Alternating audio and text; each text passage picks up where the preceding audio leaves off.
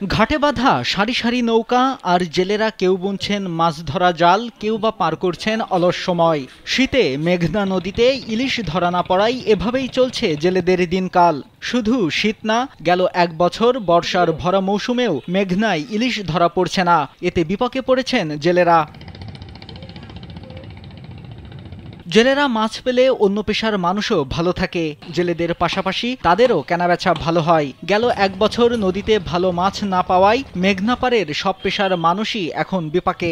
নদীর উপর আমাদের নির্ভরশীল, ঠিক আছে। আমাদের এখানে কোনো শিল্প কারখানা নেই, নতুন কোনো মিল ফ্যাক্টরিও নেই। আমাদের সম্পূর্ণ নির্ভর হচ্ছে যে নদীর ইনকাম দিয়ে। আমাদের অন্তে সামনে মিল ব্যবসা চালাইতে আমাদের এয়ারপোর্ট দুইটা আছে, একটা বিক্রি করিয়া লাইতিব। এবার অন্তে এবার নদীর পরিস্থিতি খারাপের কারণে কোনো বোট কিনে নেওয়া লোক নাই।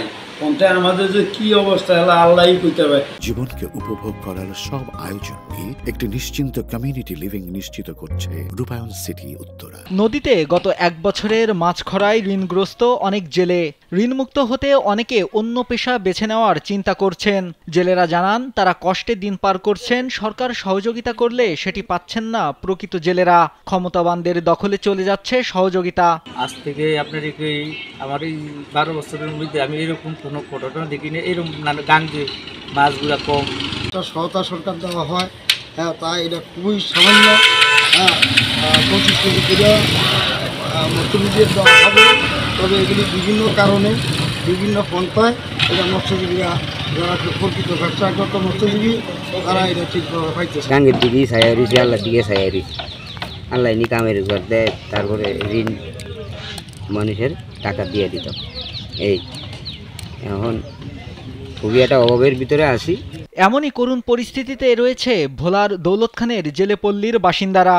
নদীতে মাছ না পাওয়ায় মৎস্য ব্যবসায়ীরা জানান ব্যবসা বাণিজ্য প্রায় বন্ধের পথে।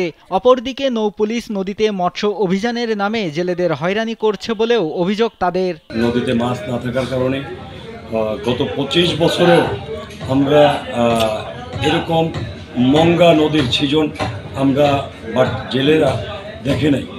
তো আমরা যারা এই নদীর ব্যবসার সাথে সংশ্লিষ্ট জেলে, মৎস্য ব্যবসায়ী, আমরা যারা আড়তদার আছি, সকলেই সাফার করতেছি। নৌ পুলিশে মানুষের প্রতি প্রচুর অত্যাচার জুলুম করতেছে। মানুষের কাছ থেকে নদীতে গেলেই জাল ধরে। উপজেলা সিনিয়র মৎস্য কর্মকর্তা মাহফুজুল হাসনাইন জানান এবছর বড় মাছ নদীতে ডিম ছেড়ে সাগরে চলে গেছে, এজন্য মাছ কিছুটা কম ধরা পড়ছে। তার আশা কিছুদিনের মধ্যেই আবারও ব্যাপকভাবে মাছ ধরা পড়বে নদীতে। এই সময়টায় অর্থাৎ গত 4-5 দিন ধরে হচ্ছে যে কিছুটা কম এরকম কিছু তথ্য এসেছে। তবে আশা করছি এই তথ্য মানে হচ্ছে যে সঠিকতা নিয়েও আমরা সন্দিহান, কারণ আবার কিছু কিছু তথ্য দেখা যাচ্ছে যে তারা অনেক প্রচুর পরিমাণে মাছও পাচ্ছে।